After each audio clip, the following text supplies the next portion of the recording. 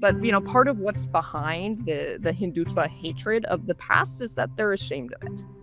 They're ashamed of South Asian history. And I mean, I take that a bit personally as a historian. Aurangzeb, everyone's favorite guy, right? So the Cholas loved desecrating temples. That was a favorite activity of theirs. The idea of targeting temples as a legitimate political practice, this was something developed and honed by Hindu kings long before we had Indo-Muslim rule.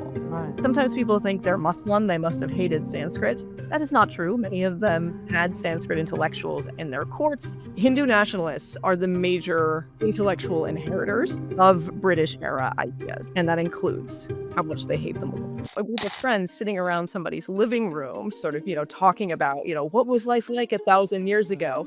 That's not particularly harmful to anyone. When it's a Hindu nationalist mob that's on their way to burn down a mosque or lynch a Muslim family, and that's thinking about what they think Muslim rulers did hundreds of years ago, that is deeply harmful. A lot of people who get very angry at me when I talk about Indian history. I think the best standard advice to young people who want to study South Asian history is to leave it. It takes an emotional toll to be hated and to receive threats of violence and, wishes for your death and just terrible stuff.